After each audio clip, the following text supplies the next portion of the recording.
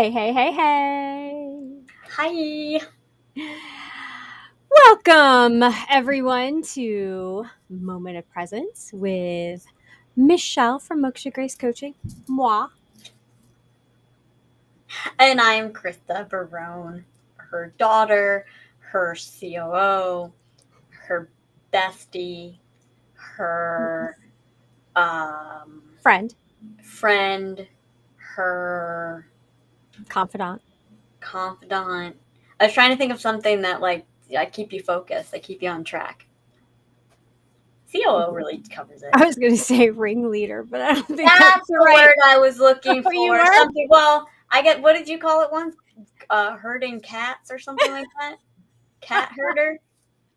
I like ringleader. That is very Yeah. funny. Anyway. So, everybody, thank you for joining us. Please let us know that you're here. Say hi in the comments. Engage in the conversation. Not because I'm a people pleaser, but because we want to hear what you have to say. So, with that, also, if you know anybody that needs to hear this conversation today, or you would like to have them hear this conversation today, please share. Make sure you subscribe, like, all of And that good stuff. let's just talk about who would need to hear this conversation today. People Someone has pleasers. some people pleasers, someone that has a bully boss, someone that has shitty coworkers. Somebody who's always bitching about they feel like they have to do Yeah, something. I yeah, should do it. I yeah. have to do it. I can't stand it. Well, then why are you doing it? Because I want to make sure everyone likes me. hmm Um, Teenagers, young adults who We are just, not young adults are not going to watch our show. Have I you met young never adults know. today? They're not me, all Anyway, right? Anywho, anywho, we're on all the cool places. Anyhow, even even younger people that are having a hard time because they want to make their friends happy, they're doing things out of pressure and obligation instead of following their own heart and doing things out of what truly matters to them. hmm um, except of course if your parents asked you to do it, and then you still have something to say about it. Who do you think needs to tune in I today? already gave like a bunch of examples. I'm Okay, maxed out. I can't think of anyone you're else. maxed. In general, anyone who just is a pushover, or Yes, isn't, or if maybe you're the one doing the pushing over. well, and that's, I mean, that's true because if you're seeing somebody who you feel is consistently being manipulated, or what you would think is being manipulated, or you would call they're being pushed over, you feel bad for them because they're being uh, ruled, um, or maybe that's how you feel. That's who this is for today. And if you're one of those people who we just listed, stick around. It's not just going to be us calling you out as you need to watch this. We actually are going to get to the topic, and it's going to be good. And let's start now. Dive on in. So, I will say that back in high school, I was much stronger in my convictions as far as needing to be accepted. Like, I feel like back then, I didn't really care. I knew what I wanted. I went after it. I wanted to be a cheerleader, but I was not like, I was not the typical, like, let me hang out with the cheerleaders. I just wanted to be a cheerleader because I really liked our school. It was the same school my parents went to. It just felt right. I wanted to, have spirit. I wanted to have fun, Mhm. but I didn't want to hang out with the cheerleaders. I wasn't a mean girl. I think that if you asked a lot of the anyone that I went to high school with, they would say, like, yeah, she didn't belong to any one group. I just had certain friends in different groups, Mhm. and I didn't care. Yeah. And funny story, I'll say it really quick, which shows that back then I had very strong convictions. I was up for Key Club Princess or something like that. It was, Mhm. I don't know. The Key Club would vote on who would be their princess or whatever the term was back then. And we had to like go up on stage and we had to talk about why we felt we were the right person to be that like face of the Key Club. And the question I was asked was, if your home was on fire and you had to save only three things, what would those three things be? Now, the Key Club is very uh, vanilla. And when I say vanilla, I mean like very diplomatic, straight laced, like Can I pretty. guess the three things? Yes, go ahead. Jocko, Yes. a Jocko's Prince, a stuffed monkey I've had since I was 10, and I still have. a Prince album. Poster. Okay. And To be fair, I don't remember the third thing. okay, because I mean, there's a lot of different ways I could go, but I knew those two for sure. And so what was funny is my friends afterwards, after I lost, they told me You just slip that in real casually. they told me that specifically I was like the top choice until Prince left my mouth. And that ruined it for everybody. And I knew that that was that was going to be the one thing that could tip me over as far as votes. Uh, and I didn't care. I didn't care. Authenticity was more important to you. Right, because that's who I was. And then as I got older, grew up, I don't know when it happened or there was a time and I realized it in corporate, not even in PTA, which is interesting. Did Hmm. not affect me in PTA, but in corporate was when I was like, what do you mean they don't like me? Well, to be fair, PTA nor Key Club Princess was connected to your livelihood. So there is that. And True. I think anytime anything is connected to our livelihood, there is quite a bit of Pressure. people pleasing and pressure coming from a place of, I really don't want to lose my job. How crazy is it that being So, liked could affect your livelihood? yeah, you know? 100%. Um, so that's what we're going to talk about today is the people pleasing that we all do at some point and what to do about it. And is there something to do about it? I would love to start with you explaining the title of this episode, just in case someone doesn't read the description. The title of this episode is specifically in quotations. That's not like I copy and pasted it and forgot to take them out. That is a strategic placement. Yes. And that is because someone literally said a variation of those words to you, which is Uh, a lot of people don't like you.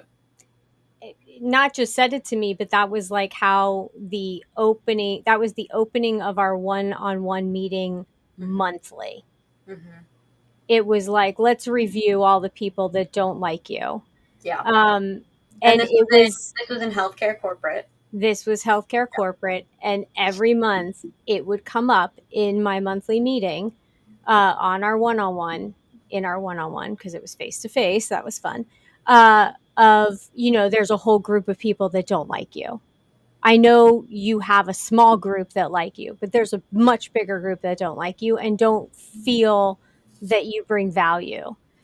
and I'm laughing at the just pure audacity to say that to somebody. I can't even I, imagine those I words just coming out of my mouth to and somebody. as a leader, for so many reasons, that's just so wrong. Yeah. Hi, Adam. Well, How are and you? Thanks for let's joining also us. note you both Mhm. were leaders. So, not that it's Right. okay for a leader to speak that way to an employee, but somehow I feel like it's even worse leader to leader. Well, yeah. Yeah.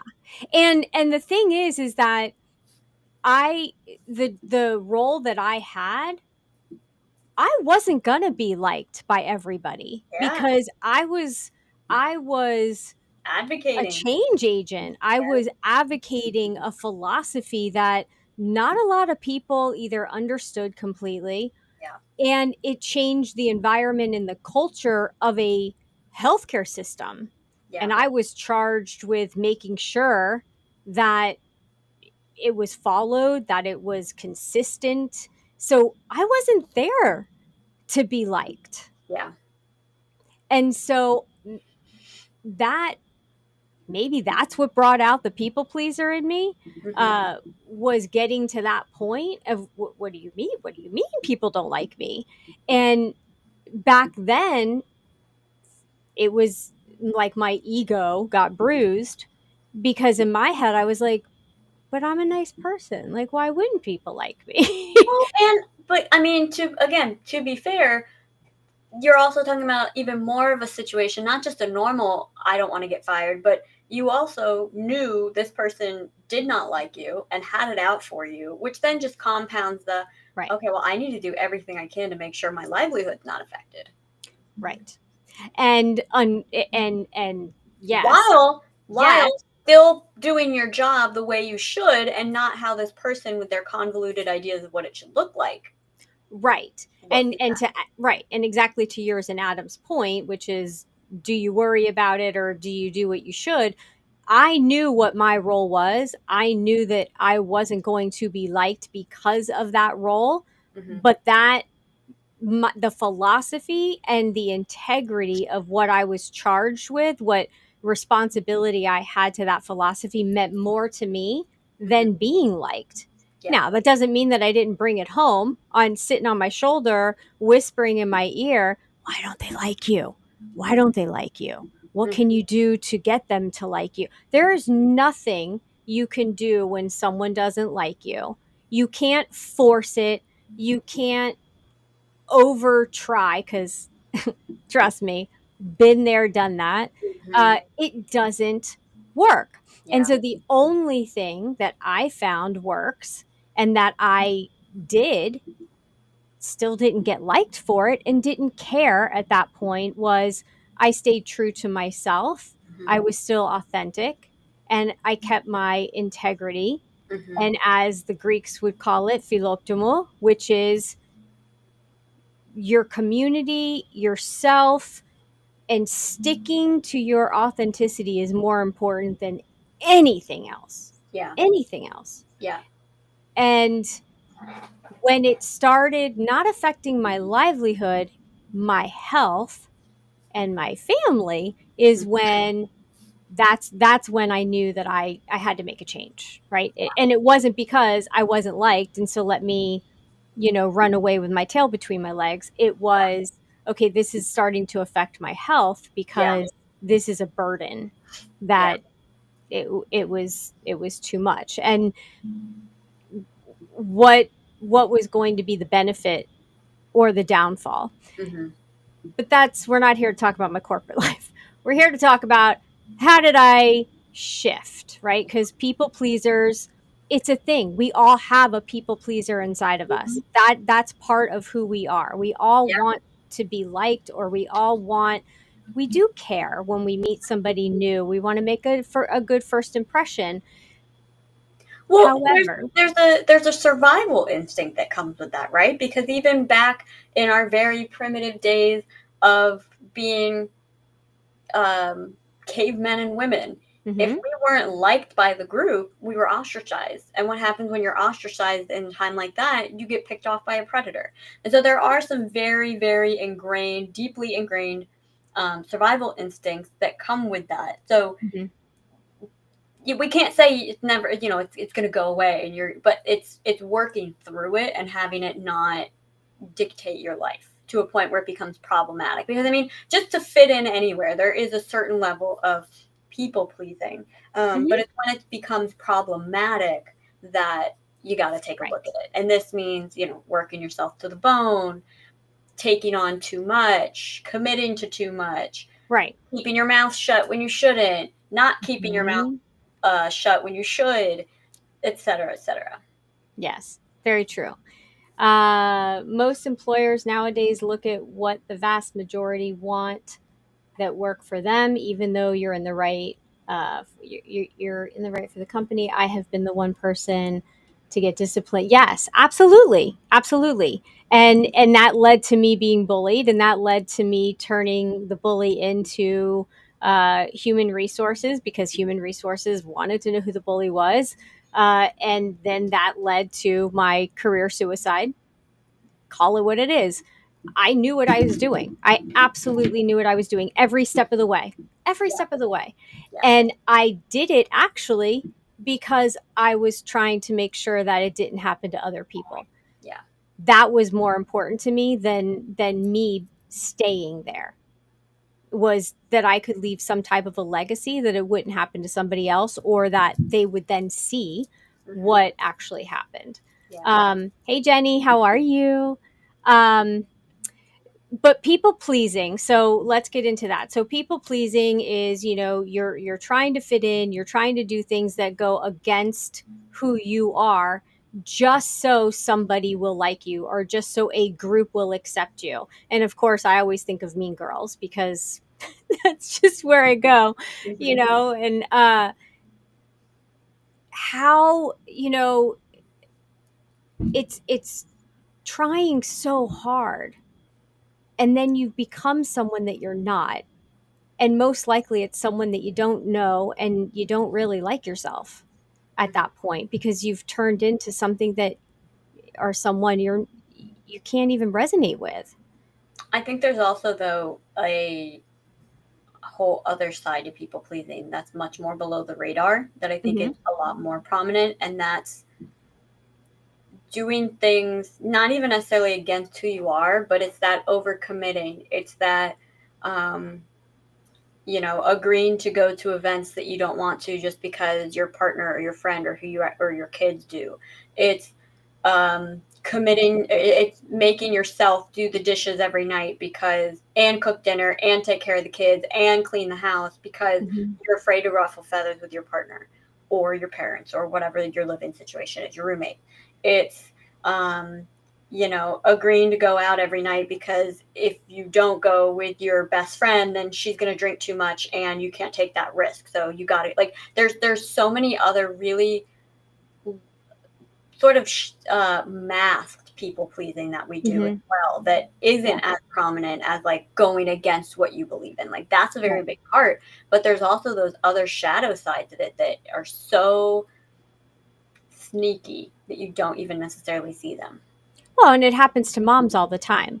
You Hmm. know, I mean, for years, I didn't do anything for myself. I was way too busy doing for everybody else. Hmm. And I didn't know the benefits that Hmm. it would have given you guys Hmm. if I had taken that time for myself. Because it would have helped me center, it would have helped me be an even better mom Hmm. at that point if I had been able to take that time. You just said something really interesting. Hmm. You brought up the fact that sometimes people pleasing isn't even at the demand of others. We put it on ourselves. Absolutely, we And do. not and technically all of it we put on ourselves, but there is Hmm. some of it that there's a very real threat of being ostracized or left behind or whatever. But there is also a lot of times that we do it just because it's our habit, and it Right. actually would be more beneficial for us not to people please. Yeah, absolutely. Because when you're people pleasing, who are you putting first? Hmm. Not yourself. Hmm. You're not putting yourself first, you're putting others first. Now, there's a difference between people pleasing and being in service to others. Hmm. My thought is people pleasing is when you're going against the grain, going against what you believe in. You're accommodating. Hmm. You're doing it because the should comes up.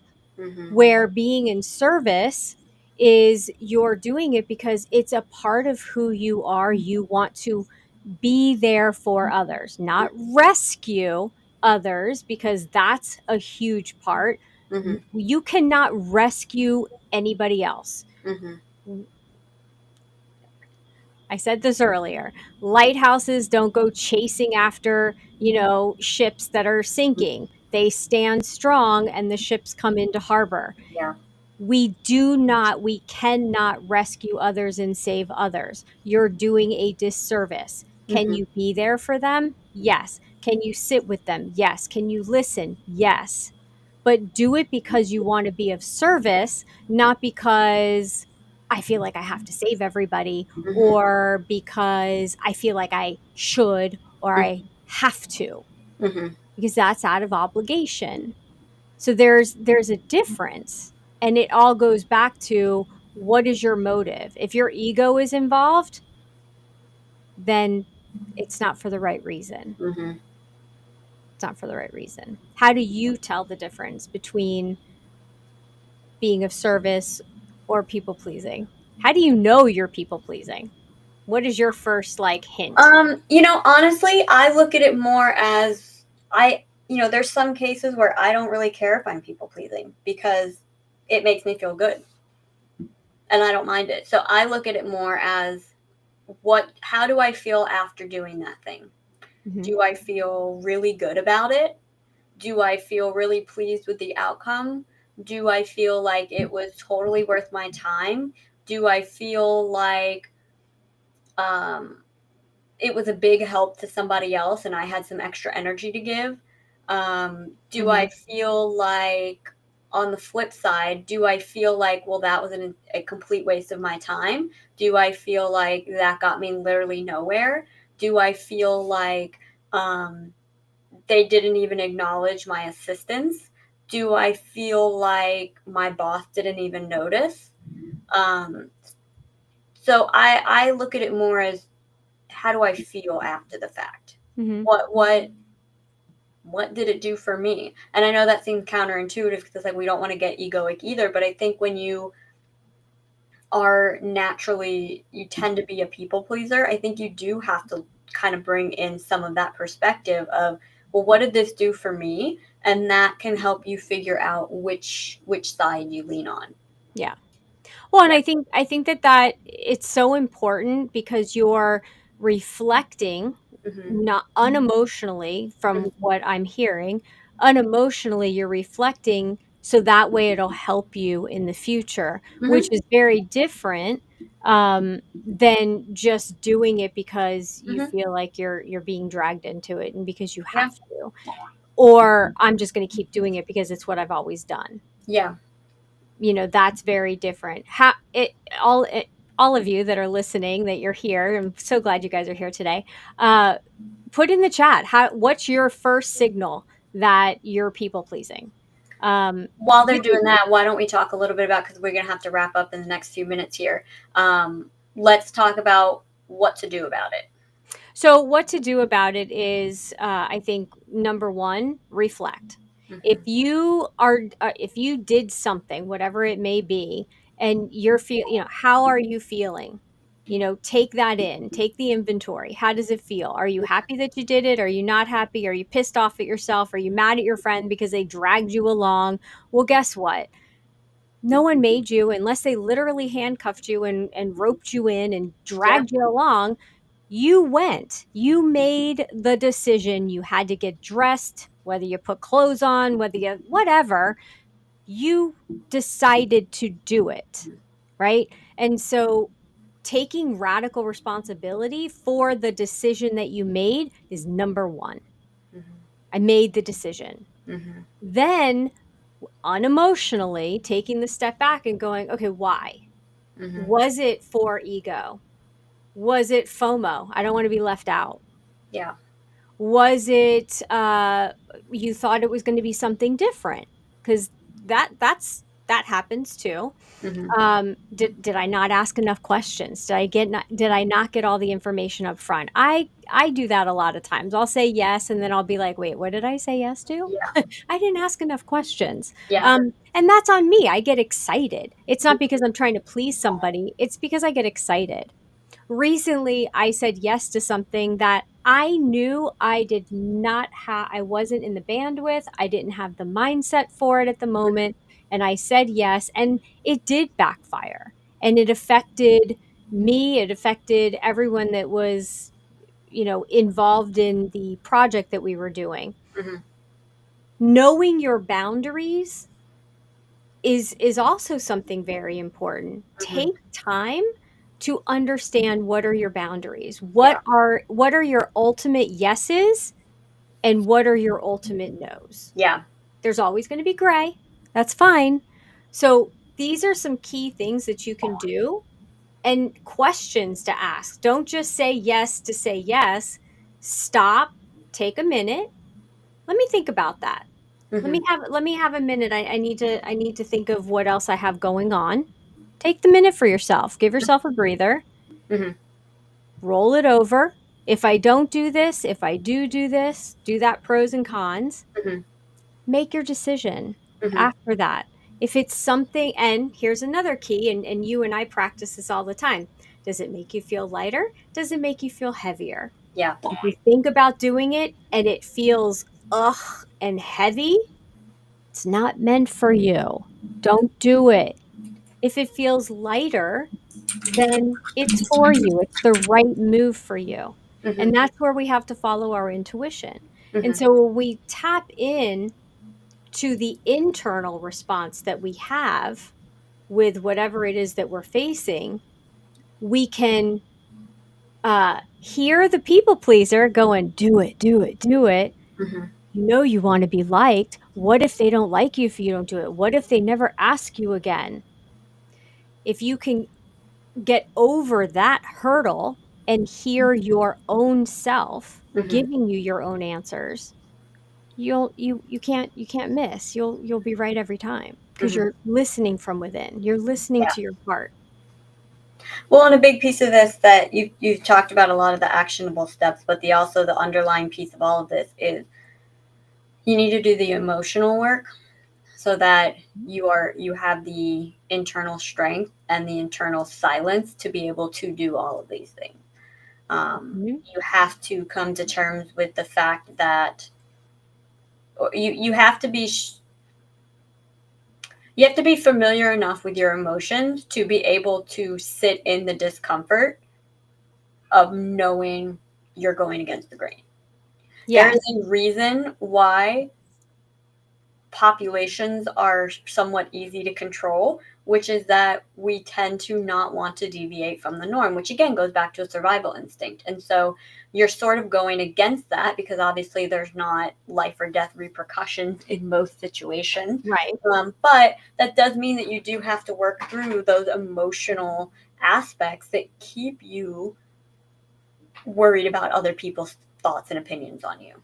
Right. And here's the thing, if there's a group of people that aren't going to like you because you say no to something or you say yes to something that is important to you and they don't think it's important, those aren't your people. I mean, just look at it. We can look at it as the equivalent of think of any superhero movie that you've ever seen. Mhm. When you bend to the will of the evil person, does it ever work out for those people? Nope. No, because the evil person wants nothing to do with them. They're a pawn to get to their end goal. The Right. same thing goes for when people are trying to pressure you into doing something or trying to get the people pleaser to do something. You're a pawn in their game. That's all it is. By following their suggestions or bending to their will Right. does not make them like you anymore. Well, and here's the That's interesting the part of crazy. here's the interesting part of what you just said. Who's more aligned with their emotions? The good guy or the bad guy? I don't have the brain capacity for this question. Okay, I'll Okay, Sheldon. I'll give Who's the smarter, answer. the guy who asks the questions or the guy who doesn't or the guy who answers them? The guy who answers them. The guy that's being true to what he believes. It might be completely wrong and it's the bad guy. However, they're following their convictions, they're following their belief may be completely off and completely strange and we don't agree with it, but they're still following their convictions. I'm not saying it's right or wrong. Please don't shoot the messenger here.